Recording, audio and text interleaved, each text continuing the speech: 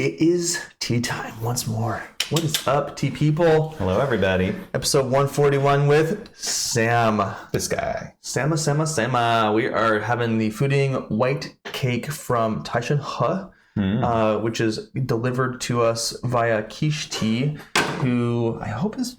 I don't know if they're shipping right now. Man, freaking... Tariffs. Yeah, I feel like Yunnan Sourcing, I looked at them recently and they were like, oh, we got to pause for a while. Yeah. I think they're back now, but like, crazy. Yeah, it's a thing. That's affecting the tea world. Yeah, so some of the companies that have local US-based storage are all set, and they're charging a slight markup that usually always would. Makes sense, and hey, great. Making it available for folks. Yeah. Yeah, John texted me and was like, oh, can you stop shipping and stuff? I'm like, damn. And he's like, but you have like generational wealth versions of tea right now. I'm like, true. Fair enough. Yes. Fair enough. So last episode we did Silver Needle, very light, bright, with some interesting kind of roasted carrot notes. Sweetness, yeah. Sweet, and maybe a slight amount of earthiness. And this episode, we're going to kind of contrast that. White tea is, as we talked about before filming, it's, the least processed kind of tea. The difference here is going to be basically the largeness of the leaves means that they're going to take longer to dry, which means they're going to become more oxidized, which means they're going to impart different flavor. The surrounding environment of the place that it's being dried, how thick the pile is that they dry the tea leaves in. These have these influences. If it's extra humid because it was just raining, it's going to create more oxidation, things like that. We're getting in here. I'm going to get over here. But you can already tell some differences. Oh, yeah, that color. Yeah. Yep. And go ahead and give that a sniff. Okay. Wow, yeah. Yeah.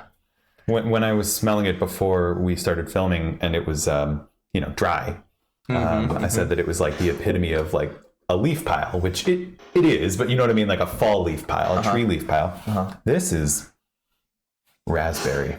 Okay. Smell that. Totally, dude. Isn't Raspberry, I get some like raisin a little bit too. Yeah. It's got like a lot of those really beautiful fruity notes on it. Cranberry, currant, that sort of genre of fruit. I can totally see the raspberry for sure. Yeah. Good on you, dude. Yum. Yeah, you're so good at this, man. I love it. It's fun.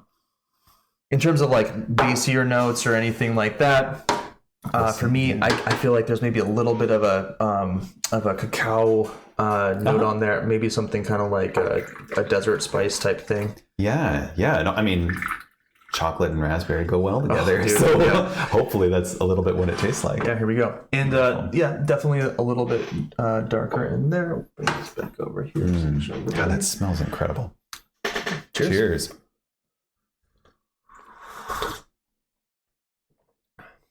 Oh, that's more bitter than I thought it would be. Just a little. Yeah. Not in a bad way at all. Yeah, totally. I'll turn the heat down. You did push it though. Yeah, I did. But so nice. Yeah, right? Yeah.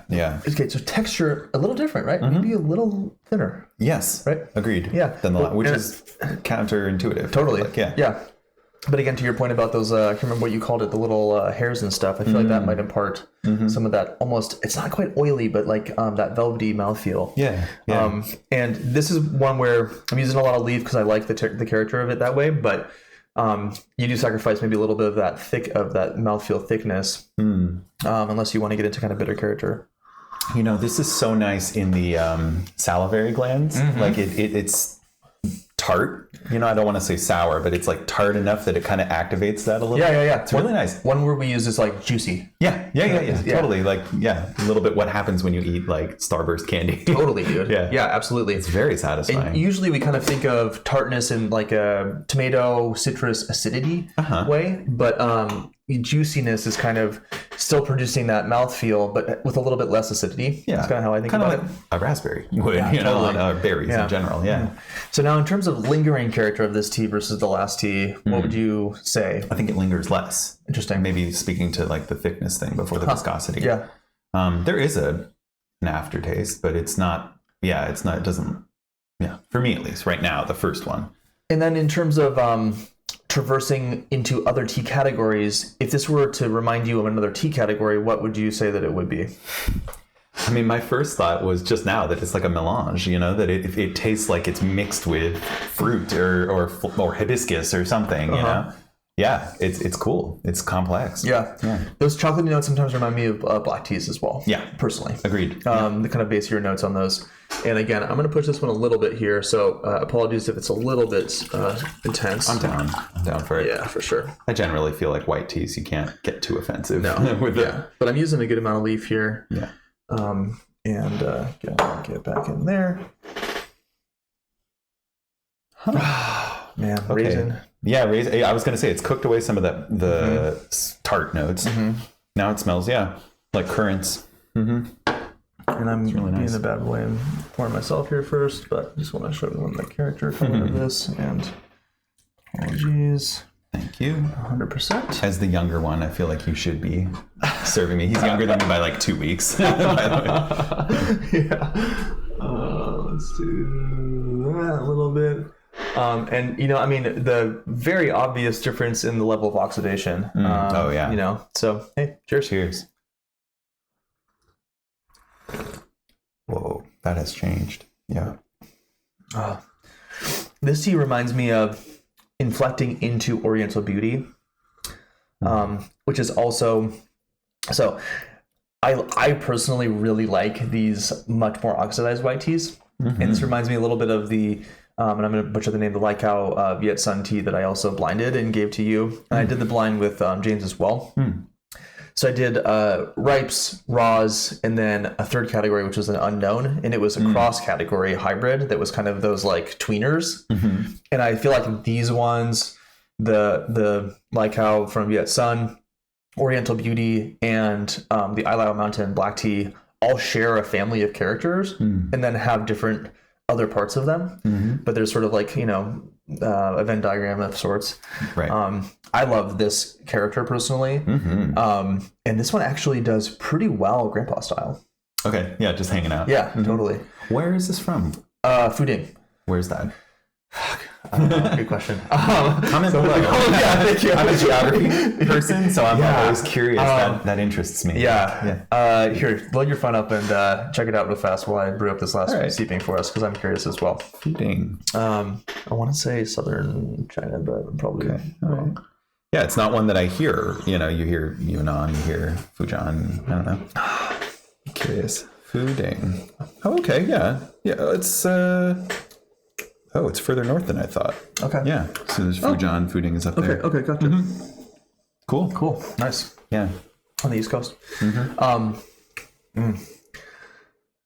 Stronger, maybe notes of some creamy stuff in there. That's not just the chocolate, but yeah, like a pudding. Or like a pudding, like the British sense, like like with raisins and whatever, that kind of vibe. Yeah. Or black currants, yeah. I do feel like Western audiences that are used to kind of like classic black teas would enjoy this one quite a bit. Yes, agreed. Yeah. Whereas the last one I was saying was maybe a little too subtle for that audience. Yeah, for sure. This is much more, in terms of the umami, where would you put this?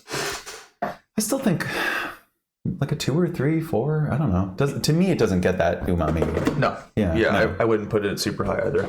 Yeah. I think I'd say less maybe than the last one even. A little less vegetal, a little bit different fruit character, maybe like a rounder fruit as opposed to like a little bit of a punchier character. I like that note about the juiciness. I'm definitely experiencing that as well. Yeah.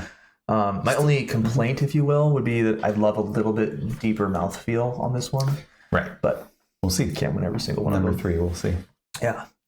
And unlike the last tea, the Silver Needle, and in general, just very lightly oxidized white teas, this one you can push for a while. And I'm not enough of a tea nerd to know if that's because it's been aged or what. So again, comment below, let me know, teach me things, please. We love the science. Yeah, dude. We're always geeking out about that kind of stuff. Yeah. Do you think this would pass the mom test? Could you serve this to your mom and they dig it? I think so. And again, because it has that melange characteristic, that it is sort of like, it almost tastes like it's raspberry infused or whatever. It's got herbs in it. I think that is appealing to most mom types. Mom types. Yeah. Those moms. Yeah. And their tea. All right. Let's get in here for one more sniff. I love the color on that. It's like honey almost. Oh, Yeah, it's evolving. The again, the tartness is disappearing. I want to see like a slight amount of oak on the Very lid. nice. And maybe some like more mid-noted stuff. I'd say I'm not like a tea expert like y'all are, but like this is unlike anything I've ever had. Oh, cool. It's very love that. unique. Yeah. Yeah, nice. It's awesome. Yeah. Well, and it's it's pretty weird to see a white tea that looks like this. Exactly. Yeah. So, and here I'll bring this up to the camera here and show everyone the color. Beautiful. Yeah, it's the high holidays, the Jewish high holidays were recent, so I've been exposed to a lot of honey, which can also take on lots of different characters and colors. And to me, this is like, ooh, I want some of that honey. Like, it's a nice color. Yeah, totally. Yeah. Oh, God, yeah. Drinking with your eyes is a big part of my experience. Is, totally. for sure. And I think that's kind of one of the cool parts about doing the show this way, is it's very rambly, as everyone who's watching knows. But yeah, I mean, ultimately, a lot of the vibe is about like looking at the leaves and inspecting the leaves, and consuming with your eyes. Totally. Cheers. Cheers. Man, that is so nice. I feel like that honey did show up now. Yeah, right. Maybe even like a honeysuckle a little bit.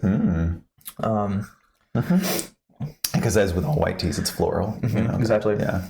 We kind of gloss over that because it's like expected, right. in our descriptions. Yeah. But yeah.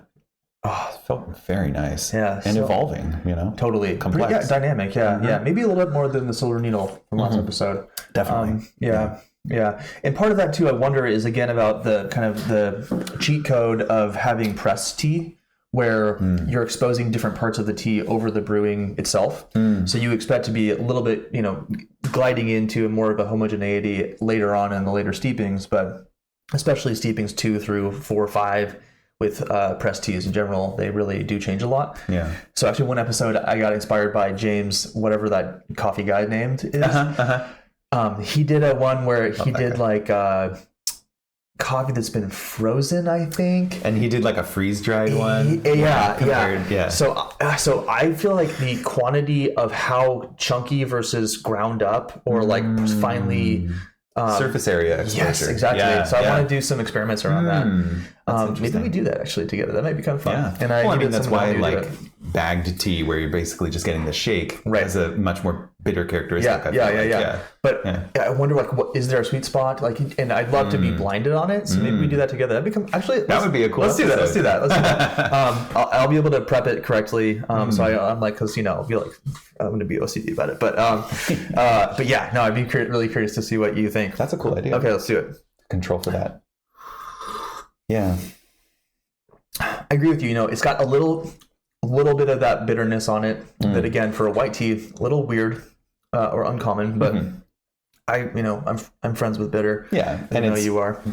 Bitter is a strong word. Also, it's like very pleasant. Right. Yeah, instead of a 0, totally. Yeah, instead of a 0. Yeah, a 2 or 3. Yeah. We're getting there. Yeah. Cool. Very good. Well, so people can actually grab this one on quicheteas.com, I believe is the domain. And I think they're still open. So if they're not, sorry, everybody. Maybe you can find it on the my TDB marketplace. I don't know. Hopefully people will start to use that. Good there. And again, this is the Taishan storage for this Fuding cake. It's got like a cool lady on it and stuff, blah, blah. Go find it on the internet. Thanks for tuning in. Subscribe, click all the buttons, do all the things, and we'll see you guys next time. Quiche. Peace.